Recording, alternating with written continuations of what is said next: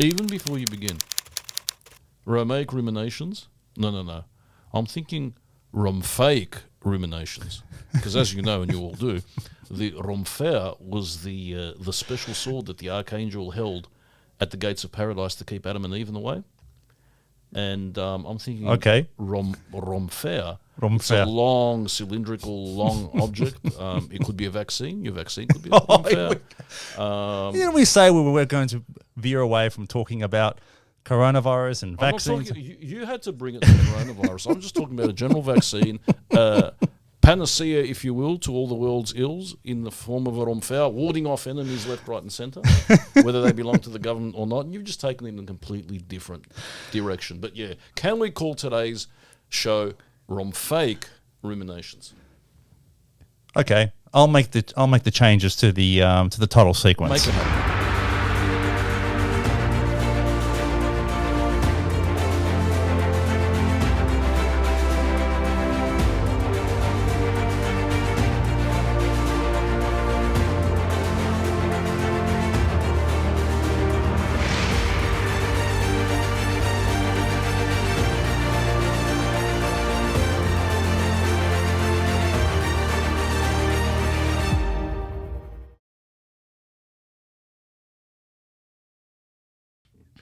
You know what? We've been away for a while. I've got a couple of topics here I basically wish to discuss.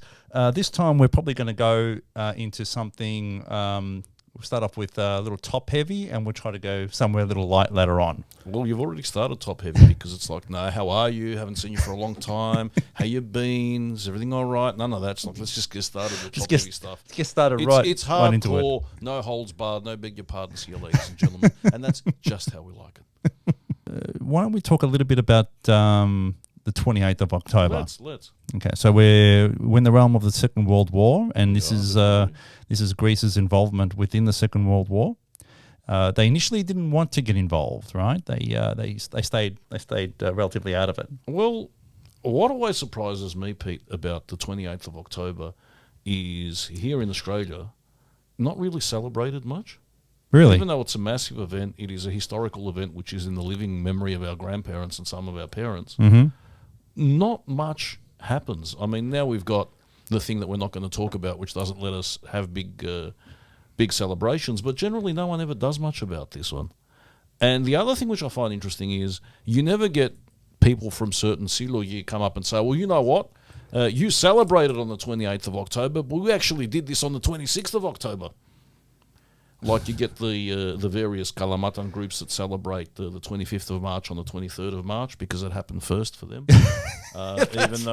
Even though the revolt in Suli happened the year before, we conveniently forget that. No one says, you know what, we're going to celebrate the 28th of March on the 26th of March because we got in first, because it didn't work out that way. But in this case here, there is no doubt. Like the country as a whole went to war against the Axis powers on the 28th. Well, see, my point is this. On the 15th of August of that year, there's that famous Torpilismos tis Elis, which was a submarine. Don't know what that is. I know what a submarine is, but I don't know what this is. It's the answer to the joke, what's long and hard and full of semen. Did I make a joke? I'm sorry. You must forgive me. It's the first time I've ever heard that one. And basically what happened was that the Italians were giving the Greeks an idea of what was going to happen. Yeah? All right. So they basically sabotaged and blew up this submarine in Dinos. Our submarine? Yeah. So I'm thinking that the people of Dinos, and I don't know how many people come from Dinos, live in Melbourne, should celebrate the Costil de Octombrio on the 15th of August. Okay. Because they got in there first. Because the first aggressive Italian attack was on the 15th of August. So if anyone has the right to say we got in first, and months before, not days before, like the people of Kalamata, it's them. Okay, so we have an agreed date nationally for all Greeks as to when we should celebrate our entrance. I don't even know whether it's the right term to use, celebrate. We certainly commemorate it, but do we celebrate it because we won. Or we sort of won. We didn't really win, but we sort of won. We won the first round. Right. And right. that was a massive thing. But I think it's more of the moral conviction of getting involved, right? We're in the middle of a dictatorship, mm-hmm. and Metaxas has been ruling Greece as a dictator since 1936. Mm-hmm. And Metaxas has been educated in Germany, militarily trained in Germany, Right. loves the German culture, I think speaks German, Right. Didn't know that. but relies on his power, relies for his power upon the King of Greece, George, because it was through George II's consent that he staged the coup, abolished the current system, and is maintained in power. Right. So the real power behind the throne is the throne. Yeah. Okay. That makes sense. And George is a Anglophile. Oh. George supports Britain. And Metaxas, whatever his inclinations are, and Metaxas was quite wily. I've read his diary. It's full of brilliant things like he had this problem with being short, Okay. and I sympathise. But he would. There's this really moving part of his diary where it says, "I went to a function, nobody paid attention to me. You make your condos. I'm short, so you don't have this problem because you are tall. You walk into a room, people's eyes are drawn to you. And when Metaxas walks into a you're room, far too kind. people were not interested. He didn't have an engaging personality. He was not charismatic, and he constantly had this problem. It was that problem that Kamal so eloquently expressed. Why are people so unkind? No one cared about him. But he was a very good military strategist. Right. He was a very practical man. Right. And he was one of the people, for example, in 1922 who said, you know what, going into Asia Minor and going further than you should is probably not a good idea because it's indefensible, it's going to end in disaster. That's right, yeah. Massively obsessed with Venizelos. You know how teenage girls have those obsessions with their best friends, they love them and they hate them? Yes. And all of that, which massively obsessed with Venizelos, taken with his charisma, taken with his intelligence, but hated him for his popularity. And Right, the fact that okay. he represented a different type of politics at the same time. So this very complicated, very flawed and very interesting man is in charge of Greece at this time. Right. And he knows the war is coming. He's doing everything that he can to keep Greece out of the war, but the war is coming. Right. And he knows that his interests are aligned with Britain. He relies on Britain for his power, his legitimacy. Yeah. So there is no possibility that Greece can enter the war on the Axis side. And they're just hoping that they're not going to be pulled into this thing. Right. And then the Italian ambassador, Gramsci, apparently wakes him up at 2 o'clock in the morning, and or someone wakes him up with the telegram saying, it's an ultimatum saying, you got to let our troops come in. And this is the point. It was not, we're going to take over your state. It is, you're going to have to allow our troops passage through and to stay and to use Greece as a base, which basically means you have to be an ally. You have to open up your country to our control. And Metaxas never said the ochi, or as we say in Greek Australia, ochi. Especially in Oakley. We don't say ochi, we say ochi.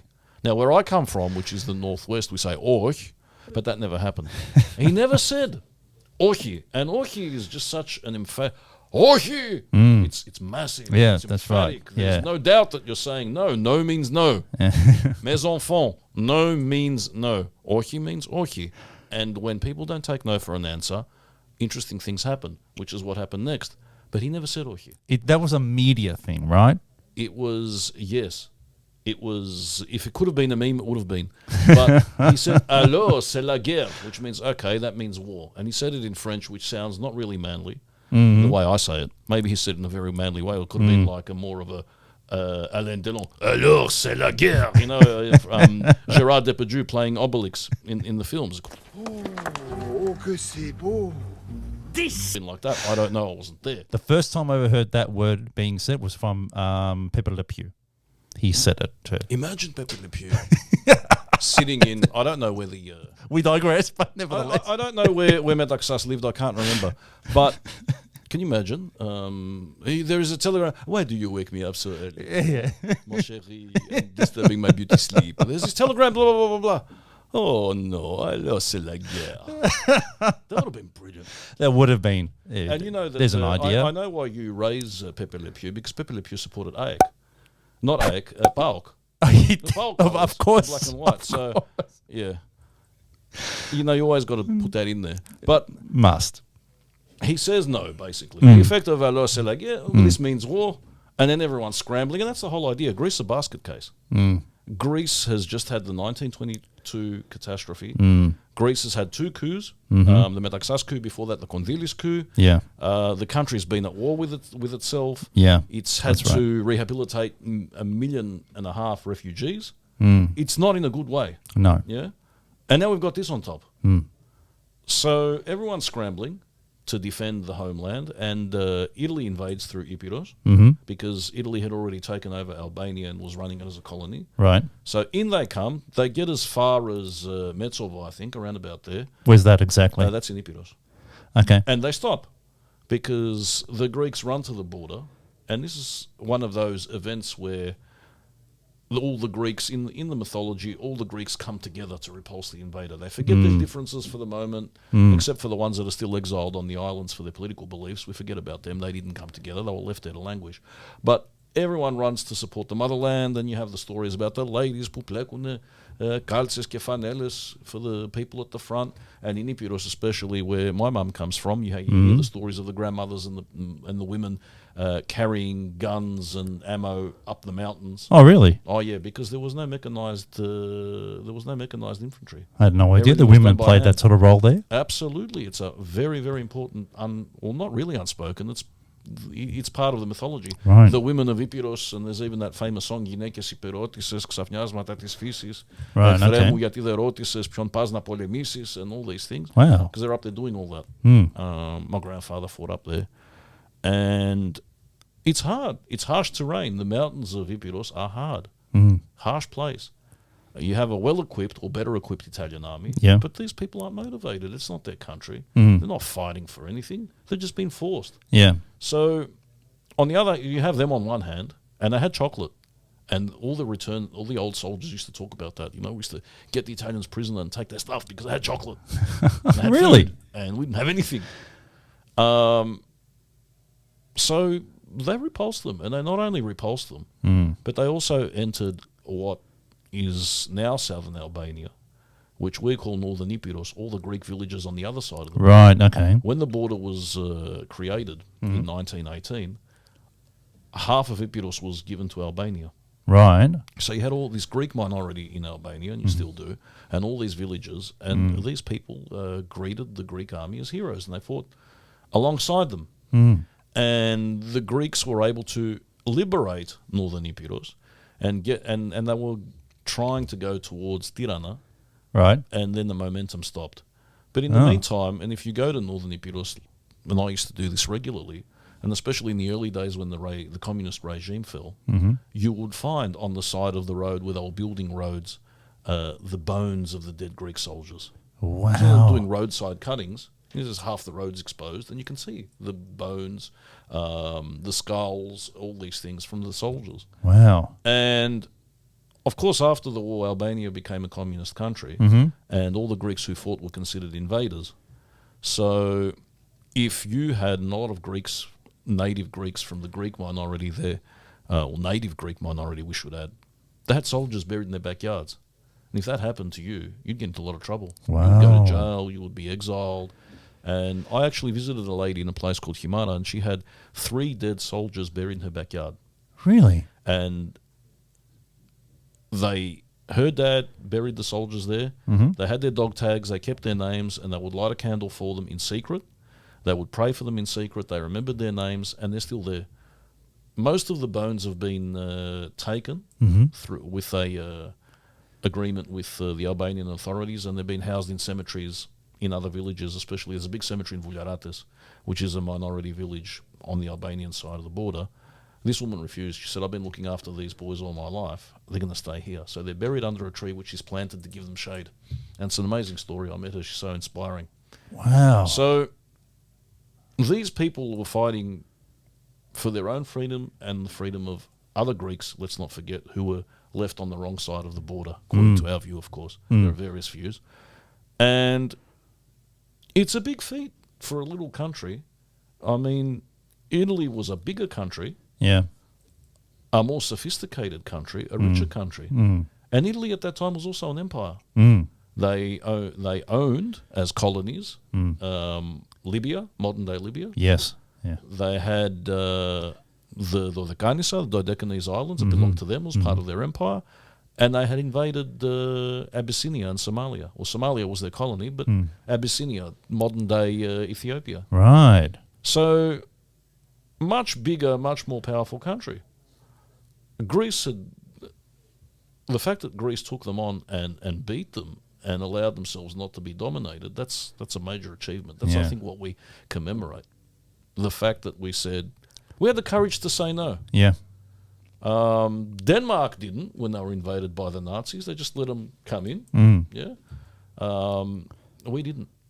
We said no. And I think that's one of the most endearing things about us as a people. And it's a source of pride, and it's also a resource to draw on in hard times, that you can say no and take the right stand. Right. And so we're doing that, and that has the effect that... Now, Mussolini, the leader of Italy, didn't ask Hitler, who was his ally, whether he should invade Greece or not. That wasn't part of the plan. Oh, really? It wasn't part of the plan? Hitler was not interested in Greece at that time. Well, I didn't know that. Okay. But Hitler was going off invading Poland and doing all these other things. And Mussolini was a bit miffed because he's saying, you know what, doesn't ask me when he does stuff. I'm just going to go and invade Greece and bugger him. It was like that. Yeah. And then all of a sudden, it's a massive, to use the polite phrase, cock up, and Hitler has to come and bail him out, just like Germany bailed us out during the financial crisis. But Hitler does something else. Mussolini's tied up the Greek troops, or everyone's fighting on the Epirus front. Yeah. Hitler invades through Macedonia. And there aren't many troops, not enough troops there. Right. And there's no time to get the troops from Epirus to Macedonia because the roads, there are no connecting roads. Right, I didn't know that either. No. It's very hard. There's no Egnatia or Thor back in the day where you can go from Thessaloniki to Yanina in 4 hours. There's none of that. No. And they're halfway across the country before the Greek army can do anything about it. Wow. So then you have that very horrific German occupation. Yeah. Where hundreds of thousands died of hunger, where the country's wealth was stripped bare, where the country's gold reserves were plundered, never returned, and this very, very brutal, horrible regime that treated people as if they were animals. Actually, animals got better treatment than what the Greeks got by the Germans. So a very traumatic experience. And it's an experience where you see the indomitability of the Greek spirit, because resistance groups were formed, and there was this idea that we don't have to accept this, and you have that amazing Battle of Crete, where for 1 month they tied down the German soldiers and refused to say, we surrender, whereas other countries, France famously, just come in, nothing, collapse. And it gives you the sense that, well, we have this, whether it's true or not, we have this inner strength. We have this ability in the face of danger, in the face of adversity, to rise to the occasion. Now, not all of us did. There were collaborators. There were traders. There were opportunists and careerists. There were people in the resistance who were just waiting it out for the Germans to leave so they can take control of Greece and put themselves in positions of power afterwards. Right. And there was a lot of that. And, of course, we have this great story of the Greeks coming together for the war, and fighting and doing the best that they can to retain the liberty of their nation. And then as soon as the Germans leave, there's this bloody civil war for 3-4 years. Yeah. So you have that dichotomy, unity, disunity. Yeah. Everyone together, national feeling, and then this whole thing fraying. It's a complex time. It was not a good time. My grandparents used to talk about it, and they were traumatized. Yeah. My great-grandmother was very traumatized. The stories that she told about the Germans were horrible, horrible. And I know that there's a village that you can see from my mum's village. Yeah. They went there because the resistance fighters had killed some Germans, and they basically massacred every single person in the village. Every single one? Every single one, including the kids. Only one baby survived. And that's a horrible thing. Yeah. And what is interesting is that the son of the Nazi SS officer who ordered the massacre in Yeah. this village refused to apologise when given the opportunity. You serious? Yeah. He was refused given to an opportunity, apologise. was he? He was given an opportunity, refused to apologise. Now, my mum's village, it happened to a lot of people. There were massacres all over Greece, but my mum's village, they came and they were going to massacre everyone as well. Wow. Because they had found some very old guns from the Balkan Wars that didn't work. That was their excuse. And the priest of the village got on his knees and he said to the Nazis, kill me. And the way that he was begging for the lives of the people must have been so emphatic. The Germans found that funny.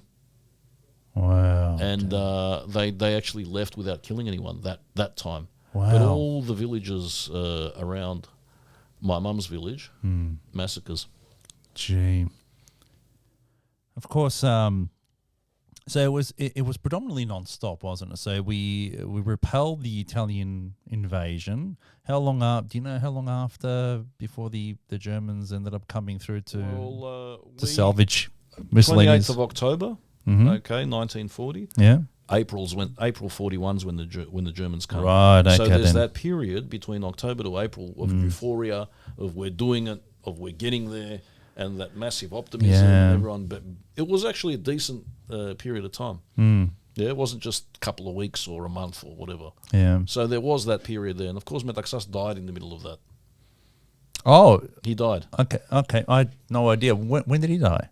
I think he didn't live to 41, but I could be wrong. But then other people took over, and it was General Tsolakoglu who was the one who surrendered to the Germans. Wow. Yeah. Okay. So Metaxas never got to actually see that then. No, he never got to see the defeat. Right. Okay. Yeah. All right. Well, so 20th of October, a time to celebrate for those very particular Well, reasons. It's an interesting thing because we remember that recently with the financial crisis, that spirit of OXI was rekindled. Yeah, And it it was was. time to vote for that referendum about whether to sign the memorandum or not. And there was the OXI and the NE, and that OXI. Yeah. You know, Yes. it was You're linked right. to that You're OXI right. because Yeah. it was considered to be resistance against the Germans. Right. Yeah. And there is that thing, I don't know whether that's going to translate to the next generations, but still I think there's that thing with us that watch German movies about the Germans as kids, the Greek movies Yeah. in the 80s, and also listening to our grandparents and the stories. Yeah. There is that prejudice, there is that every time we see the Germans. I Mm. mean, I know I have it because I think it's a very hard thing to forgive. I would It's a very imagine so. hard You thing to know, forgive. I totally agree. Totally agree. Again, we're of the generation where we actually had relatives who lived through it and who actually told heard the stories. first-hand accounts of And it, I right? think a lot of their trauma has been passed on in interesting psychological ways into our own community here. The way Really? we conduct ourselves, the way we react to certain situations, Right. I think sometimes stems to the trauma that our grandparents experienced growing up under these conditions. Now, I mean, even that thing, my daughter was asking me the other day, how come when I go to your Yaz house, it's always eat? Yeah. I'm Yeah. saying Yeah. because, you know, these people during the war, I mean, my mum wasn't alive during the war, but she grew up just after, was born just after it. Yeah. They didn't have food. No. They starved during the war. Yeah. And this thing, make sure you've got enough food, make sure you eat when you see food, that's ingrained. Yeah. That's ingrained because of that experience. Wow. Wow. Did our community do much? I mean, I know we were getting out of lockdown recently, but here in Melbourne, you mentioned how we don't go out of our way to celebrate it too much. It's not like the 25th of March, is it? No, or the 23rd of March if you come from Parramatta. Did I mention that? You're actually trying to create a second date for this particular event now. Interestingly enough, years ago, because I was involved in the Samian Brotherhood, I had found records of the Samians here in the 1940s having a whip around to raise money to buy a plane, Wow. buy Greece a plane. To buy Greece a plane. Yeah, to use in the war. Wow. So the community here was quite galvanised, and it was actually really good for the Greek community here because up until that point, the Greek community was viewed with suspicion by Australian authorities. We were Dagos, Yeah. and they couldn't differentiate course we between were. Dagos. We were on the wrong side of the First World War for a while because our king was a Germanophile and there were race riots and whatever. And then the Italians were pro-Nazi, and there's not much difference between Italians and Greeks because we all look the same, don't we? Una razza, una fazza, isn't it? But all of a sudden, we're brave Greece, fighting for the British, and we're on the right side, and valiant Greece, and there were Melbourne Town Hall, there were great events pro-Greece that the Lord Mayor was at, and all of a sudden it was cool to be Greek. And that really reinstated us. Until we came here under in mass large migration. numbers. Well, that's another story. We can go to another time. But right. it created a tie between us and Aussies because obviously the Aussies fought in Greece with the British forces and defended Greece in Crete and in Kalamata, interestingly enough, in some of the battles there. And that's part of the prehistory. That's part of how bonds were forged between two nations even before we got here, most of us. So it's very important to emphasise this, and that's beginning to happen now. There is beginning to be an emphasis here with the RSL and other groups about Australian involvement fighting in Greece and how Greeks also risk their life to hide, aid, and help Allied soldiers, but especially Australians and New Zealanders escape. And one of those stories belongs to the guy who was Nelson Mandela's legal, Bezos. Oh, yes. Legal, and represented him in the trials and so forth. I mean, his story of going to South Africa, his dad was helping Allied soldiers escape during the war, and then they escaped as well. You know, with F.W. de Klerk's recent passing, it would have been a good opportunity to actually mention and do a show on Bezos. Bezos, and of course F.W. de Klerk is a great Philhellene because he had an affair with a Greek ship owner's wife who was also Greek. Yes, that's right. And he ended up marrying her and loved the Greeks in practice and in theory. Okay, so what will be next for 20th of October? What would you suggest we do next year as Melbourne Greeks to commemorate the event? I think we should stage a doxology outside of the German embassy. We can all be there, or the German consulate, because I don't think they have an embassy in Melbourne. I think they have a consulate.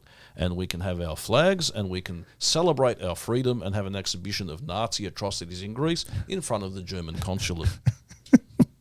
John Cleese famously said, "Don't mention the war." I reckon we should. We should mention the war, shouldn't we? One final thing with regards to that, and you mentioned the Germans. There was a little anecdote you sort of mentioned with regards to Lemkin. Yeah, well, so by way of background, Raphael Lemkin was the guy that invented the term genocide. Yes. And fought very hard to have that enshrined in international law because international law didn't have a concept of genocide. Yeah, that's right. And he was a student who was of law who was studying the various genocides around what he called genocides around the world. And interestingly enough, he was having a fight with one of his professors. Yeah. And he was saying, no, when a state tries to kill people within its state, and I call that genocide, that must be punishable by law. And his professor's saying, no. It's like you going into and he was mentioning the Armenian genocide as an example. And his professor's saying to him, no. It's like you going to a farmer and telling the farmer not to kill his own chickens. And Lemkin turns around and says, yes, but Armenians are not chickens. And it's like a chilling thing to say. But he wrote a book about the Axis in power in 1941. And he said something along the lines of this. He said, right now, the Nazis are occupying, he called them the occupier. It's occupying all these countries, trying to dominate them and crush them. He says, and they're doing it in such a way that even if they lose the war, they will have dominated and crushed them so much that even after the war, even after they've lost, they will dominate them in the future economically. And I think they're really prophetic words. Prophetic was the word I was going to use as well. I'm glad that you chose that word. As opposed to absolutely. Or prescient. Prescient. Prescient is a beautiful word. I have no idea what it means, but it just rolls off the tongue with great smoothness. Okay. Homework for the next show then. No, we don't do homework. We don't believe in homework. We're one of those people. Okay, moving on to something a little lighter. We have got, you've watched a show recently, a film on SBS called The Taverna. Hi, Taverna. Taverna is a brilliant film, and I think it was shown on the Greek Community's film festival a couple of years ago. Oh, okay then. So I it's, didn't get to see it at the time, right. but it's on SBS on demand. Okay, And so it it's was always on my list. That Alkinos Tsilimindos, that is a famous film director, that's has right. done this Yeah. film. And guys, when I first saw the trailer to this film, I thought, oh god, film about a Greek tavern. How much more cliche can you get? Oh, ugh. yeah. Wrong. Mea culpa. I deserve to be whipped, flogged. I do not deserve the company of my fellow Greek. It is one of the most profound and loveliest films I've ever seen. Really? Yeah, I really love it. Really love it. Just in brief. How do I do this without doing spoilers? Yeah, so we can't do spoilers. Can't do spoilers. So just maybe talk about the main character and up to the point of All right, I'll a tell you- situation that he actually. Can I just say why I like it?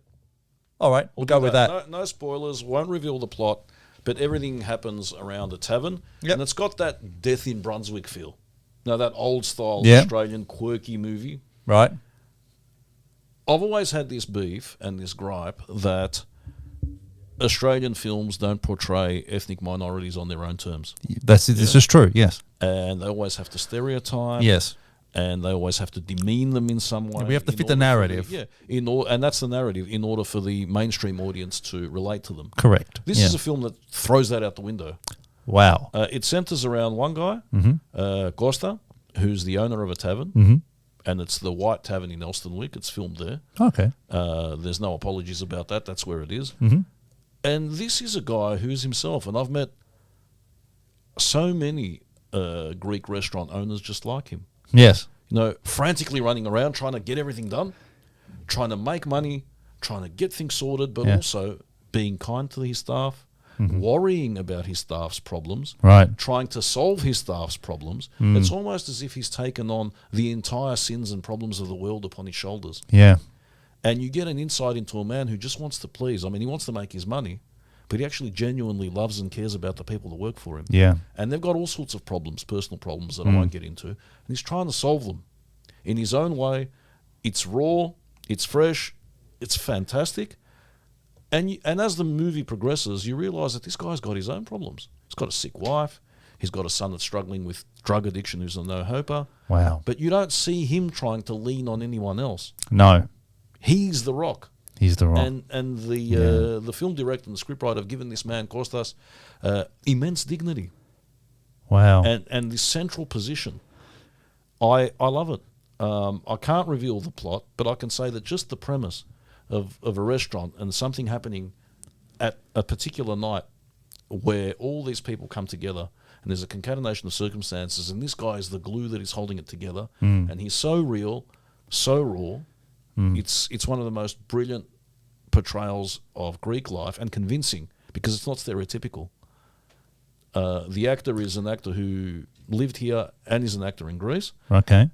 and he's himself. He's himself. Really? He portrays us the way we are, Yeah. and that level of authenticity is very hard to come by, because a lot of people that try it, they lapse into stereotypes. True. Yeah. Especially younger generation Greek Yeah. Australian Yeah. people who delve into film, because they've already been taught to think in stereotypes. Yeah. True. This guy has got a unique insight into the way we are. He's able to portray that on film authentically. And for me, it was heartwarming. And the other things about this, as Greeks, we've got a different sense of humour than other people, especially modern Greeks. And he's incorporated that within the film. It's not the laugh out loud, uproarious humour. Right. It's not the wordplay of the British and that refined thing. It's that frenetic, it's that resistance humour. There's a bit where he's being picked on by some people that are in the restaurant, and they say to him, if you don't do what we want, give us free food, we're going to close you down, we're going to do this and that. He goes, Okay. close me down, start here. You can imagine that happening. Yeah, you can. You can imagine that happening. You That, can. No, Yeah. get off my back. I'm not going to do what you say, even if it costs me, because I don't want you to dominate me. It's not fair. You get this intrinsic sense of fairness that a lot of Greeks have, Yeah. and also that sense of resistance when you push someone the wrong way for the wrong reason. Right. All the while he's conciliatory, πελάτης έχει δίκιο, the customer's always right, don't worry about this, don't worry about that. But you push him too far and you're going to get the orhi. Which is why I love the way that we've used orhi as a segue into this film. Because it's film as resistance, it's identity as resistance. Yeah.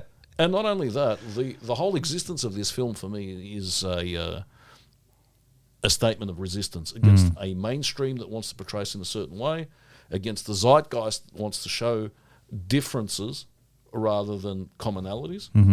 And SBS on demand, it's for free. Go and watch this film. If you don't agree with me, tell me, but I think it'll change your life.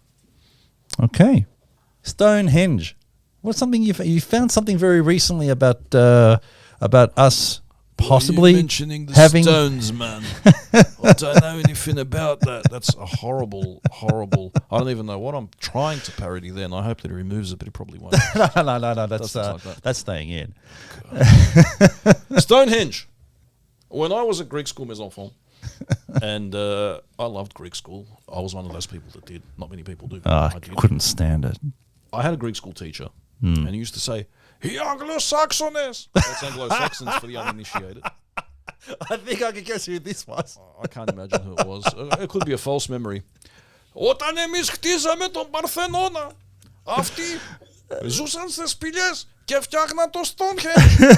And that's always been our way, the way that we lull ourselves to sleep at night. Yeah.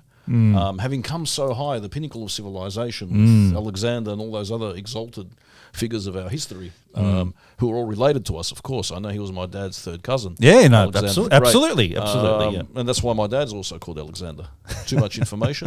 Possibly.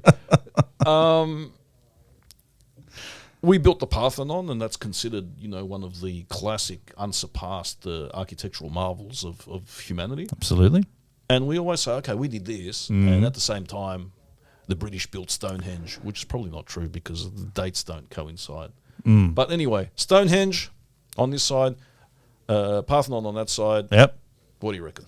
Yeah, Parthenon wins pants down? I think so. So do I. Down? I think they did. There's this theory, and it's not one of those crackpot ones that you read on the internet. It's actually proper historians who are analysing DNA. Yeah, again, that sounds a bit weird, but no. Proper people with qualifications that aren't from the University of Exeter, but somewhere else, saying that they've done DNA tests of people buried around Stonehenge, and they're of the opinion, and obviously it's a theory, but it's a plausible one, and it's backed up by evidence, right? That around 4000 BC there was a large migration of people from Greece and Western Turkey to that part of Britain, and that they believe that these are the people that may have built Stonehenge. Wow! And that has been, because we invented everything. But of course, but that has been greeted with glee by many Greeks, because it reinforces that idea that yes, we invent everything, including Stonehenge. And for people that say that's not plausible, I have to say that the ancient Greeks like Pythagoras and other explorers did go to Britain. They did trade in tin in Cornwall. Oh wow! That there's that famous joke. The capital of what is Cornwall has a capital. False or Truro, because Truro is the capital of Cornwall. But be that as it may, there was communication between Britain in ancient times and the Greek world. Okay, didn't know that. Coins, they've found pots. So when you talk about the ancient world, it's pre-Roman. I'm talking, of course, pre-Roman. But I'm not talking 4000 BC. No, you're talking later on, 500 BC, 400 BC. So there is a connection, but how far back goes, I don't know. I don't know if I believe this theory. The DNA evidence suggests that there were a lot of people there around that area who had that type of genetic stock. What happened, how it happened, I don't know. I make draw no conclusions. But I say this. This is a problem for me, Pete. I don't want Greeks to have invented Stonehenge. Okay, we have to explain why you wouldn't want that. Does that sit right with you? Well, you just said it beforehand. We invent everything. Yeah, so well, it sits fine. Sits fine with me. If our pride rests on the fact that we create beautiful buildings, yeah, and if our pride rests on the fact that even though the British developed an empire and English is a predominant language of the world and is the current language in which we're speaking and has this world created this global civilization, even though we say, despite that, when we were building the Parthenon, you were building Stonehenge, well, they weren't building Stonehenge, we weren't. We were. And Stonehenge is ugly and unimpressive. Oh, that's your problem with it. Have you been to Stonehenge? I haven't, no. It's so bloody boring. And those stones in the photos, they look massive. They're not. They're not? Theo Costa and Theo Spiro on a weekend, having drunk 4 long necks, okay, in summer, could lift those stones, all right, and put them one on top of the other. They would do it. It's not that hard. Okay, so they lift a couple of semi-dressed megaliths and put them into position. Big deal. It's not a massive monument to civilization. No. Okay. Okay, and then leave yourself open because, okay, let's say that we did build Stonehenge in 4000 BC. All right. So then Ramesses, my mate down in Cairo, will say, ha ha, when you were building Stonehenge, we were building the pyramids. Yeah, Stuff you, Fatindora. Or words to that effect in Coptic, because he wouldn't be speaking Arabic, because that would be anachronistic.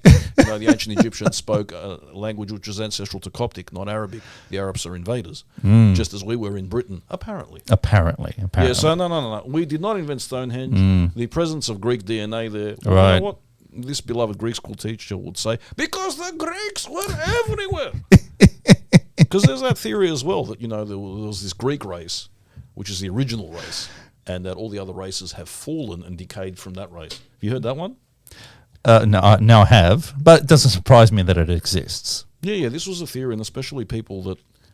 It was big in the financial crisis. You know those people that were saying, Themblironome, and there was a whole political party formed around one guy, and he had formed this theory that there was a bank, special bank with money in it, and that all Greeks were entitled to this sovereign wealth fund.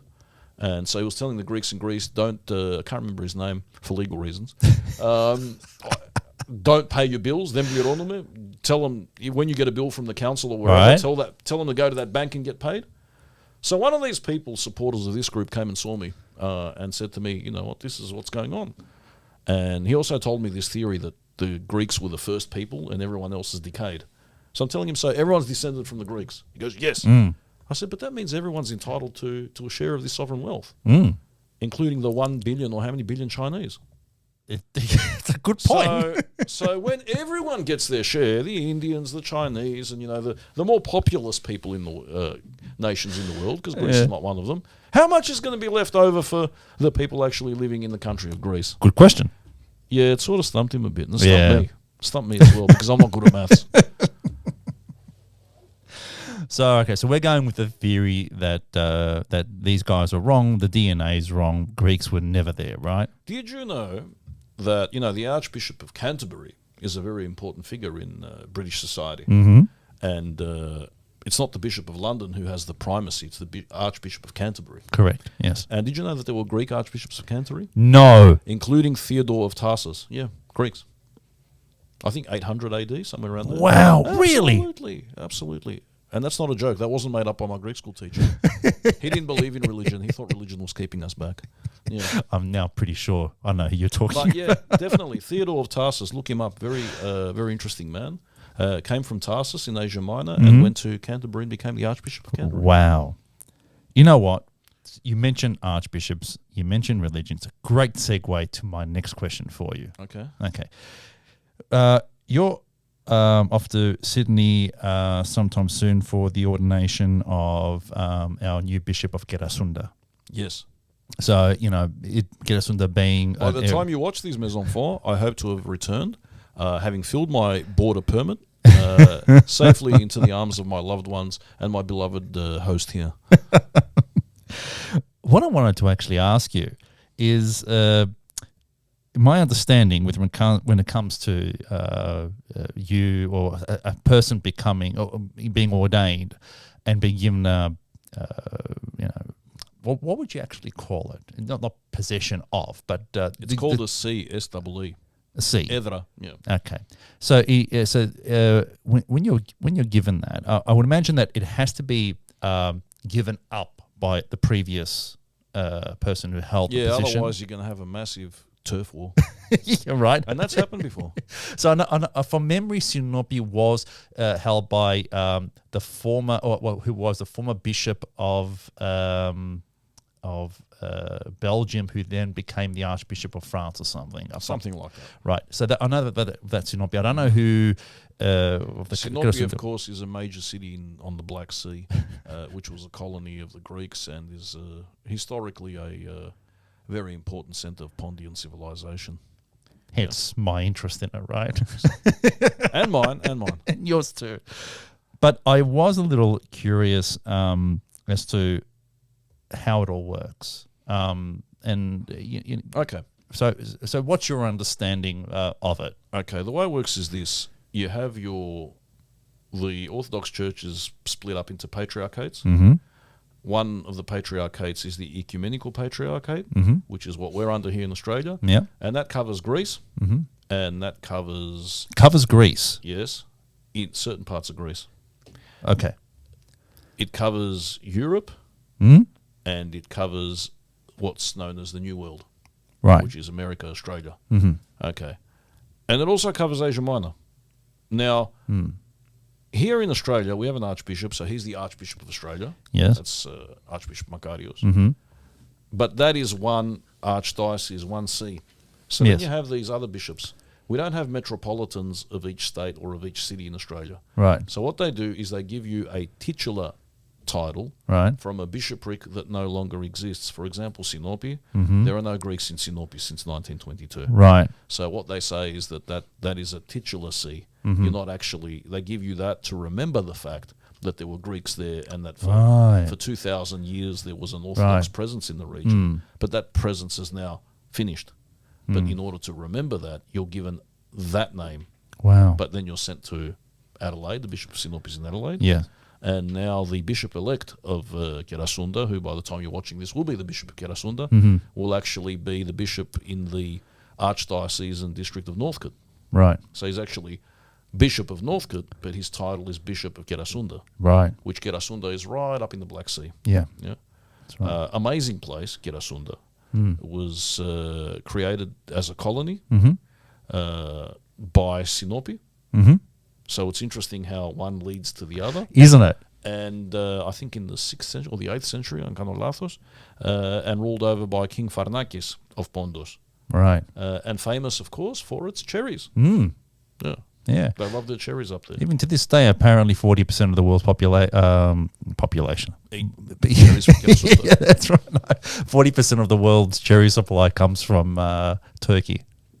Yeah, and of course Pondos is known for its cherries. It's known for its hazelnuts. Mm. Love hazelnuts up there. It's an amazing place. But so, and I think it's fitting because there are so many people of Pondian extraction here in Melbourne and in Australia in general. So it's and these are people that, first of all, colonists left Greece to go to Asia Minor to create these cities. So Yes. there's a migration story there. Yeah. 2,000 years later, they have to leave. Mm. Around about the same time or half a century afterwards, people leave Greece and come here. Mm. So it's a history of migration. So I think it's very fitting that we have a Bishop of Sinope and now Bishop of Kerasunda. It ties in with a migration story of the Greeks and all of these traumas, but also the fact that we're a peripatetic people and always remembering these lost homelands. So I think that's a good thing. I think that was done on purpose by the Patriarchate, Really? in order to encourage us to remember.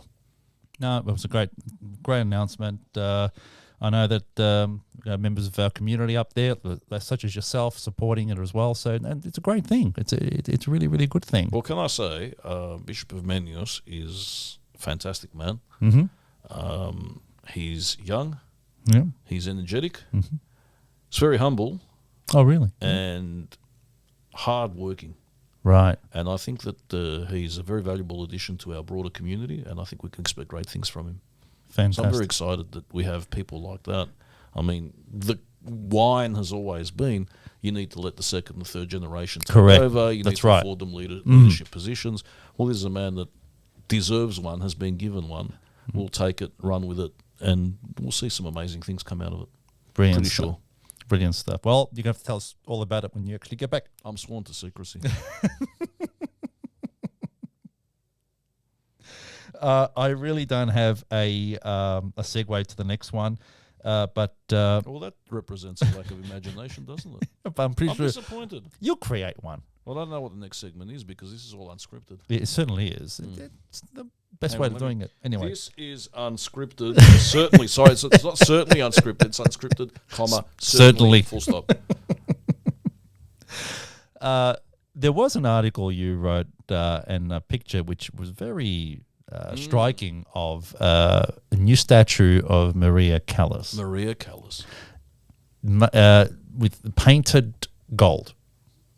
So I don't know what kind of sheen it is, but it's a sort of a brass, a very shiny sheen. It looked very golden. It looked like here's one that we prepared earlier. And all it of looked that. like an Academy Award in life-size version of an Okay, stop Academy there Award. because you're taking my punchline. That's yes, right. yes. I am. I think you mentioned that in your That's article. okay. That's fine. Take my punchlines. That's what they're there for. Yeah, I did. All What's your right. point? My point is this: what's the significance of erecting a statue of Maria Callas today? I mean, I know she was very big in the day, 70, 80 odd years Yeah, ago. well, see, that's a great question because that's the question that I had. Maria Callas is a modern Greek hero, Why? and that's my question. Why? Why is she a Greek Why is she hero? a modern Greek hero? Yeah, why? She was famous. Yeah. She was Aristotle and Onassis' girlfriend. Well, yeah. She had a tragic life, and she was a really, really fantastic opera singer. Yeah, she was. The aria of the Queen of the Night in the Magic Flute. If you go to YouTube, are we allowed to say YouTube on this show? Yeah, of course we are. It's on YouTube. Okay, and you type in Maria Callas aria from the Queen of the Night Magic Flute, you will be blown away. It is one of the most Really? amazing performances that you could ever experience. She was a great opera singer. She had a tragic life, a troubled life, and an amazing person, a colourful person to follow. Why is she an ancient Greek hero or a modern Greek hero? Yeah. I bust my little grey cells to find out, and I can't figure it out. And I rationalise it this way. The only reason why we esteem her so highly, because let's face it, the mainstream, most Greeks aren't really that into opera. Opera is not a Greek medium No, it's that not. much. No. It really isn't. I mean, there are people that love opera, and I'm one of them. But generally, opera is not a Greek thing. It's not a Greek pastime. It's No, not no, part no. of our tradition. No. All of that. You wouldn't ascribe it to You part of our culture You at all. wouldn't, you wouldn't. Maybe we should write the first Greek opera about Greek stuff. It's been done though. Mithridates has been made into an opera. The Taverna. There was even an opera made about Ali Pasha of Yanina back in the day. I think you wrote about that too. No, I haven't. Oh, well. No, I haven't. Your next article. But okay, Doctor I Who think reference. it comes to this: the fact that the Maria Callas was acclaimed by the mainstream, Yes. and for us, acclamation by the mainstream is important. Isn't it? It Isn't that the reinforces case? our sense of identity. Yeah. It's like, the Anglos and the Westerners like her, Yeah. and that's somehow a reflection on us. Now, Maria Callas, don't get me wrong, talented, accomplished, brilliant at what she does. She didn't do it for Greece. She didn't do it to get Greece's name on the map. She didn't do it to help Greece in any way. She did it for herself. She was a Correct. professional opera singer. Yeah. That was her career. Now, that in no way translates into assisting Greece, helping Greece, and most of her career was conducted outside of Greece. She studied I think she lived in Greece for about a decade because she was born in New York. She was Greek abroad like us. And then they went back and they lived for a while in Greece, and then she Okay. left again. That's fine. There's nothing wrong with that. Doesn't make her any less Greek. Her career was outside of Greece.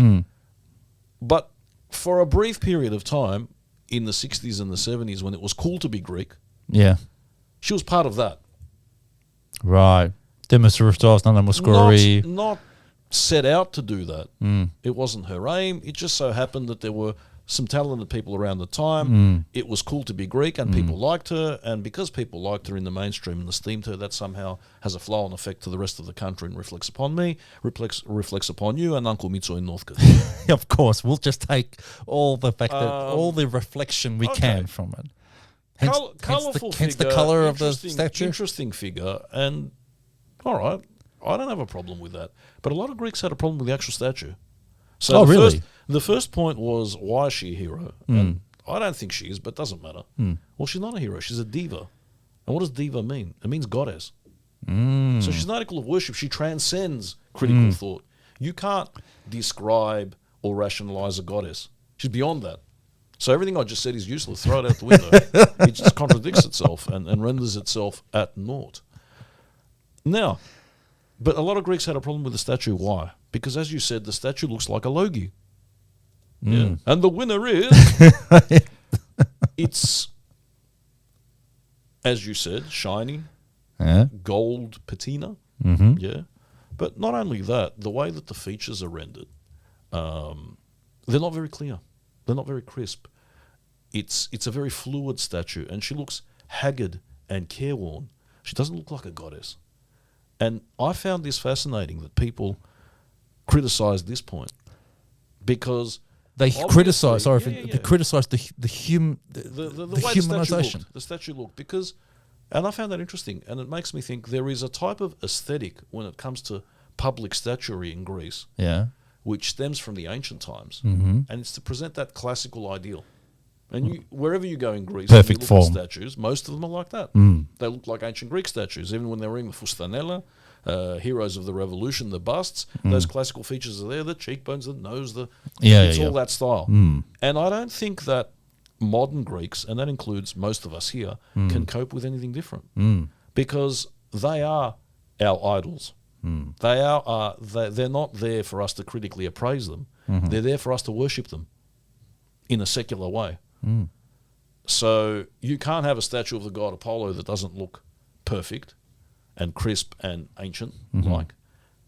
And I think that's what they're expecting from the diva. But what they're getting with Maria Callas is this fluid, shiny, cheap, made in Taiwan almost finish, and these features that make this woman look old and miserable. And that's exactly what I love about this statue.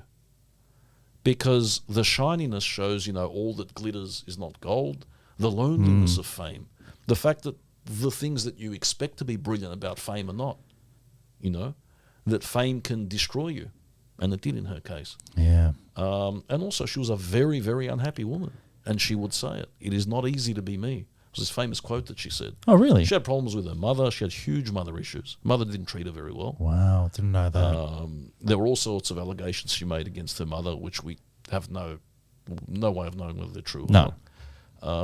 She was pushed very hard too fast. She regretted the fact that she entered the industry early. She had a love affair with Aristotle Onassis, which emotionally destroyed her. Wow. It was not easy. And I think this statue, more than anything, encapsulates the loneliness and the hollowness of fame. And it's a great conversation piece. And I think that the artist should be rewarded and applauded for a thought-provoking piece of work that makes you not only look upon the person and say, okay, that's Maria Callas, whatever, but actually think, what does it mean to be Maria Callas? And to have a conversation about icons, because that's what she is. She's an icon. Yeah? What's an icon? An icon is an image. It is a likeness. Yeah. So when you are going to portray a likeness, is it a likeness of the person? And then you've got to make a subjective decision. At what stage in their lives do I portray them? In the beginning when they're fresh and clean, later on when they're jaded, even further on when they're in the declining years.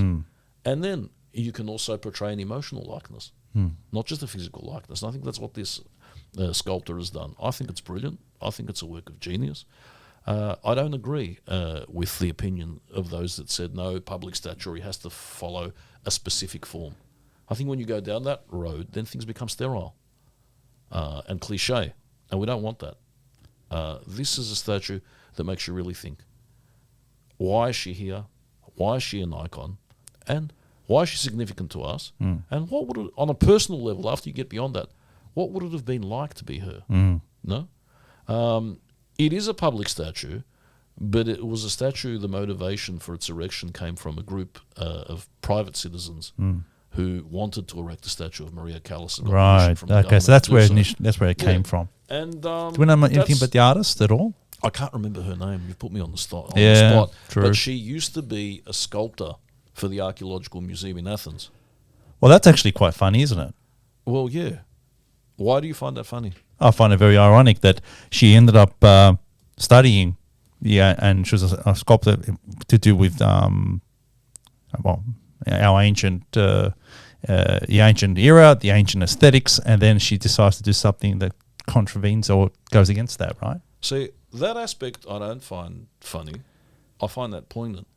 The bit which I find funny is this. If you're a sculptor for the Archaeological Museum, how does that work? Because the Archaeological Museum is a museum where you dig and you find stuff and then you put it in the museum.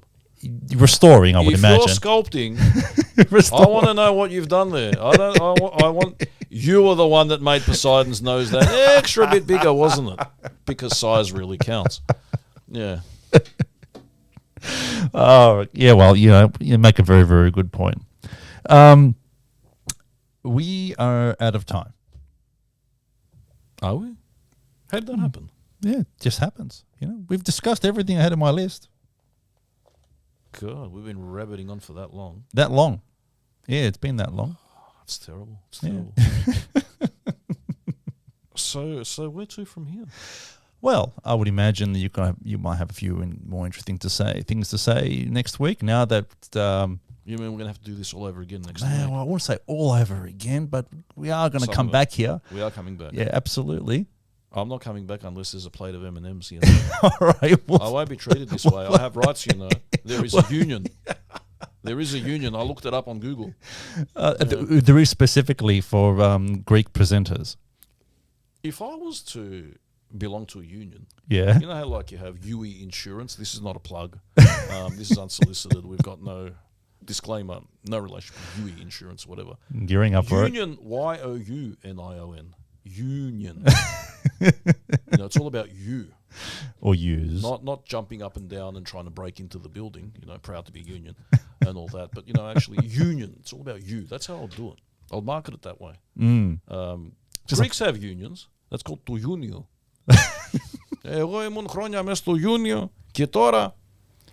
On unions, I'll never forget, George Zangalis was a great unionist and stalwart of our community and a great man. Ah, the one that heard his... He recently died. Yeah, that's right. Recently died. And I remember knowing that at his wake, one of the members of our community got up and said a few words in Greek. He was very passionate about Greek in university and state support for Greek at all levels, public support, public education in the Greek language. And he got up and said a few words in Greek. And then the union rep, after he finished, said, well, that was all Greek to me.